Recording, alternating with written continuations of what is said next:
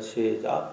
그날에 내가 말하기를 여호와여 주께서 전에는 내게 노하셨사오나 이제는 주의 진노가 돌아섰고 또 주께서 나를 안위하시오나 내가 주께 감사하겠나이다 할 것이니라.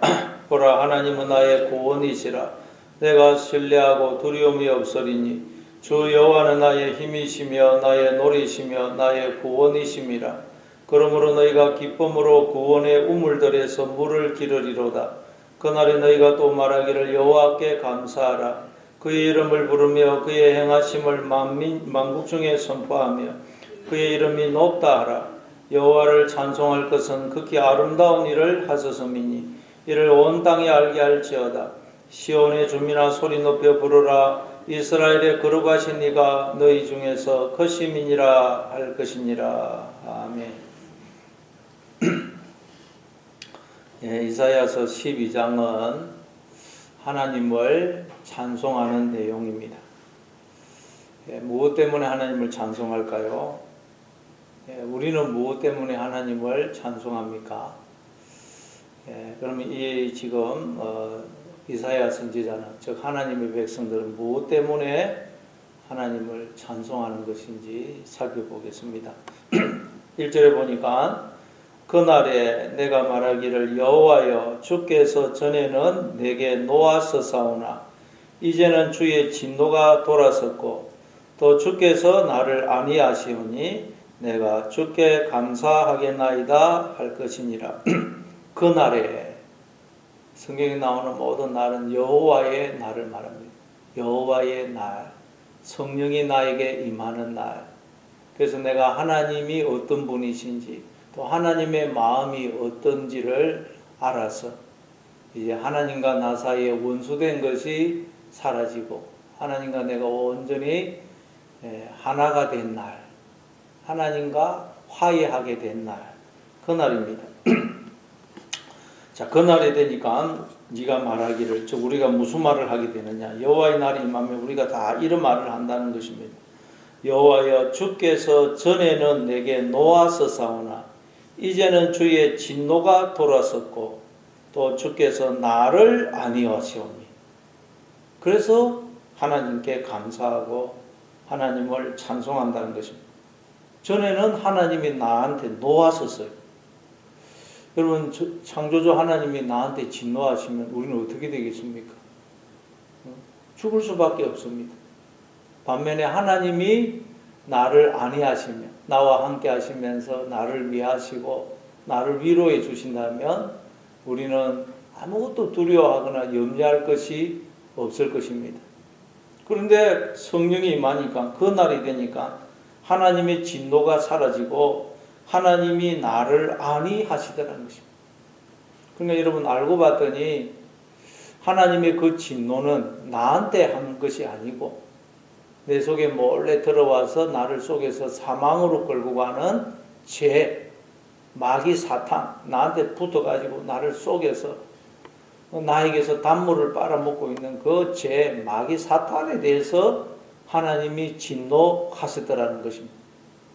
그래서 하나님의 그 진노는, 징계는 나에게서 죄와 더러움을 씻으시는 것이었고 나를 마귀와 사탄에서 분리시키는 것이었다는 것입니다.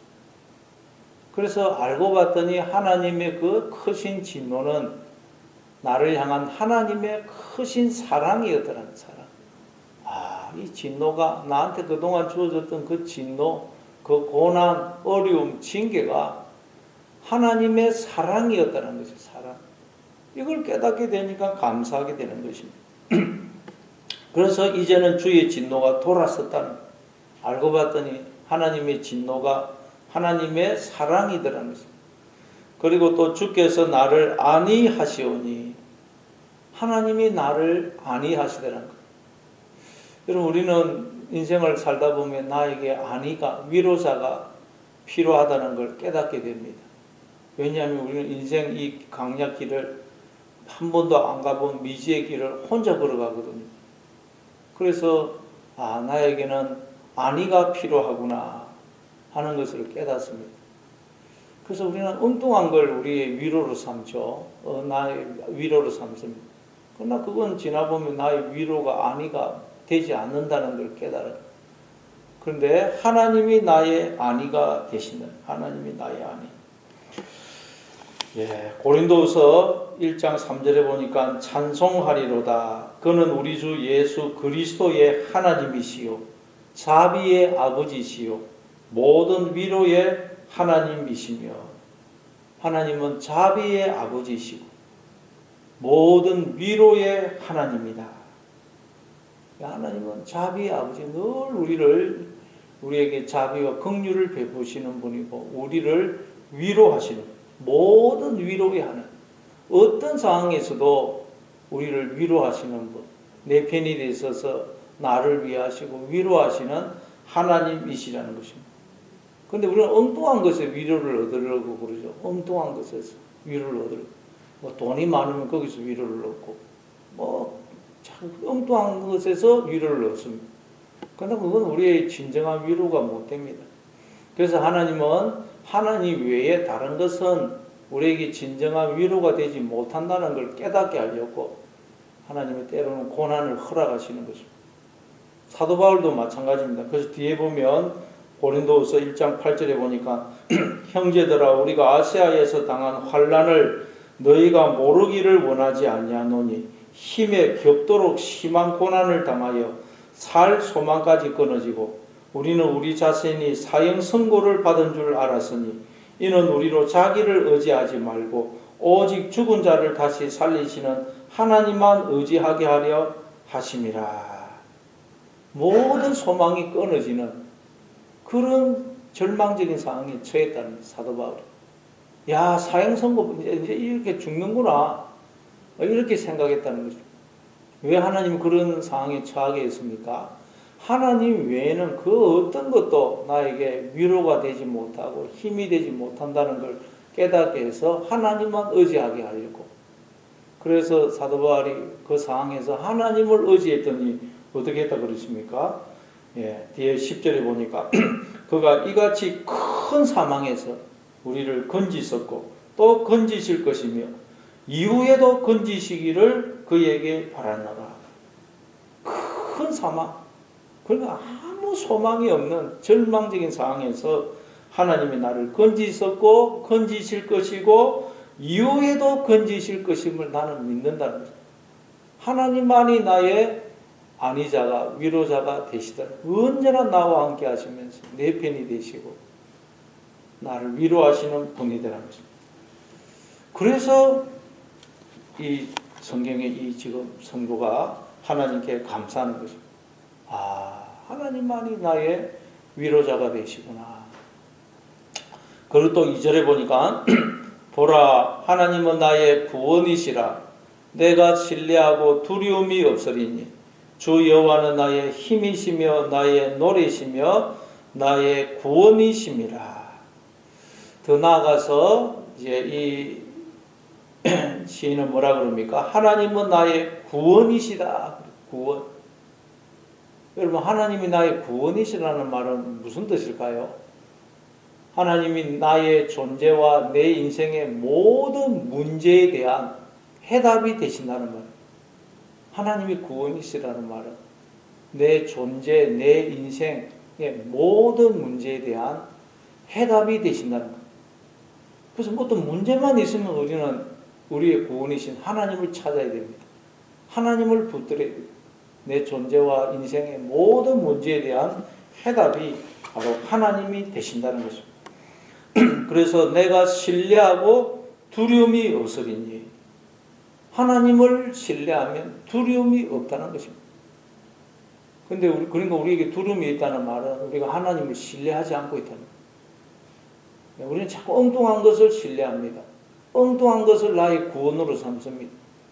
그래서 하나님은 그건 너의 구원이 못 된다 하는 것을 깨닫게 하려고 잠시 우리가 두려움을 겪도록 하시는 것입니다. 그래서 인생을 살다 우리는 계속 두려움을 느낍니다. 왜? 나는 엉뚱한 걸 구원으로 생각하거든요. 근데 그건 나의 구원이 못 됩니다. 그래서 우리는 두려워하고 불안해하고 염려하고 절망하는 과정을 거칩니다. 그러다가 아이고 하나님은 내가 의지하면 되는데 쓸데없이 내가 두려워했구나 깨닫게 되죠.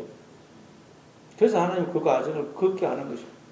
그래서 우리가 신앙생활 하다 보면 이제 하나님만 의지하면 내가 두려워할 것이 없구나 그걸 깨닫게 되는 것입니다. 하나님만 의지하심으로 모든 두려움 불안을 떨쳐버리시기를 바랍니다. 그리고 또 주 여호와는 나의 힘이시며 하나님이 나의 힘이시라는 나를 일어서서 걷고 뛰고 찬송하게 하는 힘. 그런데 우리는 엉뚱한 걸 힘으로 삼죠. 돈을 힘으로 삼고 건강을 자식을 남편을 엉뚱한 걸 자꾸 힘으로 삼습니다. 그래서 자꾸 강해지려고 합니다. 그러니까 하나님이 나의 힘이라는 걸 우리는 깨닫지를 못해요. 하나님을 의지하지도 않고. 그래서 하나님은 자꾸 우리에게서 힘을 뺍니다. 그래야 하나님을 의지해가지고 하나님이 나의 힘이라는 걸 알게 되거든요. 그래서 우리는 자꾸 그냥 힘을 키우려고 그러고 강해지려고 그러고 하나님은 자꾸 우리에게서 힘을 뺍니다. 성경에 보면 계속해서 하나님은 그 성도들에게서 힘을 뺍니다. 계속 아브라함도 계속 힘을 빼가지고 100살 되니까 늙어서 죽은 몸처럼 되니까 그때 아들을 주지 않습니까? 또 모세도 하나님이 나도 힘이 있다 능력이 있다 그러니까 저 미디안 광야에 보내가지고 40년 동안 장인의 양을 치기 위해서 힘을 다 빼빼는 힘을. 그리고 힘이 다 빠지고 나니까 하나님이 사용하시는 것입니다. 기도원도 하나님이 들어 사용할 때 32,000명이 와니까 다 보내고 나중에 300명만 남게 하지 않습니까? 300명. 그래서 하나님을 의지하게 해서 하나님이 힘이 되어 주심으로 기도원이 큰 구원을 이루지 않습니까? 야곱도 끝까지 이 야곱도 자기 힘을 의지하니까 계속 하나님을 의지하지 않고 자기 힘을 의지하니까 한두 배를 쳐가지고 불구자가 되게 해서 힘을 빼가지고 하나님 의지하게 해서 바로 이 야곱이 그때 모든 두려움 불안을 떨쳐버리는 거죠. 우리는 자꾸 힘을 키우려고 그러고 하나님 힘을 빼고 여러분 힘을 빼시기 바랍니다. 수영할 때도 몸에 힘이 들어가면 지칩니다. 그리고 그 초보자들은 힘을 빼면 되는데 몸에 힘을 주니까 물에 빠져 주시면 물로 깊지도 않은데 몸에 힘을 주니까 빠져 죽는 것입니다. 우리도 힘을 빼야 됩니다. 하나님이 계속 우리 힘을 빼시는 그래야 하나님을 의지해서 하나님 우리의 힘이 되어 주심으로 우리를 통해서 하나님의 능력이 나타나는 것입니다. 그리고 하나님이 또 나의 노래시다. 나의 노래. 그러니까 이 노래라는 것은 기쁨이 있어야 노는 거 아닙니까? 그러니까 하나님으로 인해서 우리의 내 속에서 기쁨과 감사가 넘치게 된다는 거예요. 그러나 우리는 엉뚱한 것으로 그냥 기쁨을 삼죠. 그래서 하나님이 그것은 너의 진정한 기쁨이 아니다 하는 걸 깨닫게 하시는 거예요. 그래서 하나님만이 나의 기쁨이시고 나의 즐거움이 되시구나. 그래서 하나님으로 인해서 우리 속에서 기쁨과 감사가 나오도록 하나님께서 그렇게 인생을 이끌어 가시는 것입니다. 그래서 하박국 선지자도 비록 무화과 나무가 무성하지 못하고 포도나무에 열매가 없고 감람나무에 소출이 없고 밭에 식물이 없고 우리의 양이 없고 외양간에 소가 없을지라도 나는 여호와로 인하여 기뻐하고 구원의 하나님으로 인하여 즐거워하리로다. 하나님으로 인해서 기쁨, 즐거움이 넘친다는 것입니다. 그리고 나의 구원이심이라 그러면서 3절에 보니까 그러므로 너희가 기쁨으로 구원의 우물들에서 물을 기르리로다. 구원의 기쁨, 하나님으로 인한 이 기쁨을 우물에서 물을 깃는 것으로 설명합니다. 여러분 우물에서 물을 여러분 다 길어 보셨을 것입니다. 그 우물에서 물을 깃는 것은 쉬운 게 아니죠.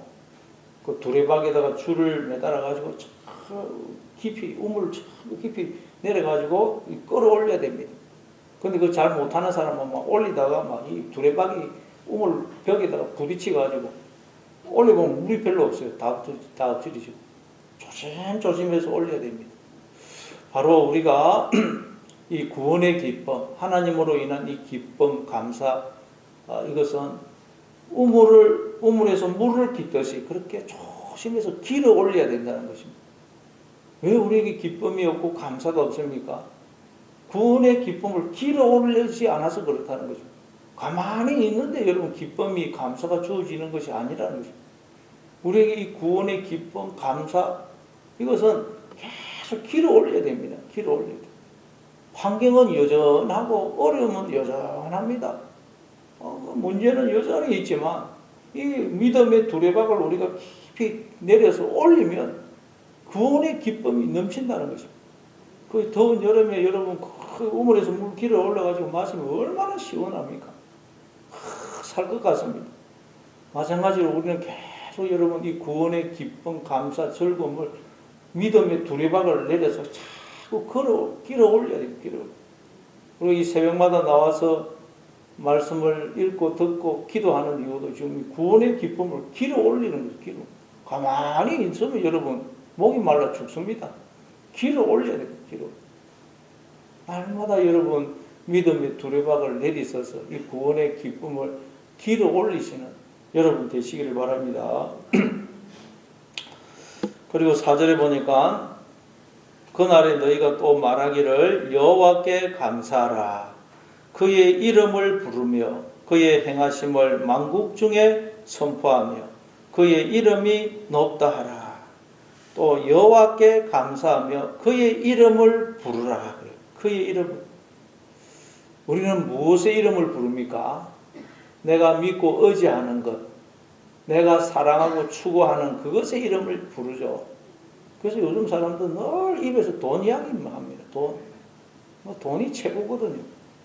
어떻게 하면 돈 버나, 어떻게 하면 맨날 입에 나오는 게 돈 이야기입니다. 돈의 이름을 부르는 것입니다. 또 아니면 자식의 이름을 부르고 계속 그냥 그거 부르는데 우리가 그날이 되면 성령이 임하게 되면 하나님의 이름을 부르게 된다. 하나님. 좋은 일이 있어도 하나님 이름 부르고 안 좋은 일이 있어도 하나님 이름 부르고 날씨가 좋아도 하나님 이름 부른다는 거예요. 우리가 부부가 같이 살면 매일 부부 이름 부르지 않습니까? 여보. 늘 아내 이름 부르고 남편 이름 부르듯이 조그마한 일수도 그 같이 이름을 부르면서 기쁨을 나누지 않습니까? 그래서 우리가 성령이 임하게 되면 늘 하나님 이름을 부른다는 거예요. 하나님, 야, 오늘 날씨가 너무 좋네요. 하나님, 오늘 지금 무슨 이런 일이 있는데 어떻게 해야 됩니까? 오늘 사람을 만나는데 무슨 말 해야 됩니까? 계속 우리가 하나님의 이름을 부른다. 왜? 하나님이 나와 함께 하시기 때문에. 여러분, 오늘도 계속 하나님의 이름을 부르시기 바랍니다. 좋은 일이 있든, 나쁜 일이 있든, 날씨가 좋아도 하나님의 이름을 계속 부르시고, 하나님의 이름을 부른다는 것입니다. 그리고 그의 행하심을 만국 중에 선포하며, 하나님의 행하심을 만국 중에 선포한다. 하나님이 이런 일을 하셨습니다. 하나님이 다 하셨습니다. 그런다. 내가 이런 일을 했습니다. 나는 이런 사람입니다. 그런 말을 하지 않고 하나님이 이런 일을 하셨습니다. 하나님이 다 하셨습니다. 하나님이 나한테 이런 은혜를 베풀어 주셨습니다. 하나님의 행하심을 만국 중에 선포한다는 것입니다. 그리고 그의 이름이 높다 하라. 하나님의 이름을 높인다는 거예요. 나를 높이는 게 아니고 엉뚱한 거 높이는 게 아니고 계속 하나님의 이름을 높인다는 것입니다. 그리고 5절에 보니까 여호와를 찬송할 것은 극히 아름다운 일을 하셨음이니 이를 온 땅에 알게 할지어다. 우리가 하나님을 찬송하는 이유는 하나님이 극히 아름다운 일을 행하셨기 때문이라. 너무도 아름다운 일을 행하셨다는 거예요. 하나님이 행하신 이 아름다운 일은 뭡니까? 오늘 이 본문에 가면 이스라엘 백성들이 하나님을 떠나고 배신하고 범죄하고 타락했습니다. 그런데도 하나님은 그런 백성을 버리지 않으시고 끝까지 고치시고 회복시키셔서 다시 당신의 백성으로 삼으주신 것이죠. 그게 극히 아름다운 일입니다. 그러니까 하나님은 절대로 우리를 떠나지도 버리지도 않으시고 영원히 나와 함께 하시더라는 거. 그러니까 하나님이 행하신 극히 아름다운 일은 뭐냐? 하나님이 언제나 나와 함께 하시는 거. 이게 여러분 행한 극히 아름다운 일이에요. 하나님이 나와 함께 하신다. 이거보다 놀라운 일이 어디 있어요? 에베소서 5장 25절에 보니까 남편들아 아내 사랑하기를 그리스도께서 교회를 사랑하시고 그 교회를 위하여 자신을 주신같이 하라고 그러죠. 하나님이 자신을 우리에게 주어 우리와 하나가 되어 주심으로, 하나님이 나와 하나가 되어 주심으로 나로 하여금 하나님의 그 생명과 존재와 모든 복에 참여케 해 주신 것. 이게 여러분 하나님이 우리에게 행하신 극히 아름다운 일입니다. 너무도 놀라운 일이에요. 어떻게 창조주 하나님이 나 같은 피조물과 영원히 하나가 되셔서 함께 하실 수가 있습니까? 하나님이 나를 품고 계시고 하나님이 지금 내 안에 들어와 계신다는 거예요. 내 안에. 영원히 나와 함께 하신다는 것입니다. 이게 여러분 극히 아름다운 일입니다. 아름다운 일. 그래서 누가복음 1장 28절에도 보니까 천사 가브리엘이 처녀 마리아에게 나타나서 뭐라 그럽니까?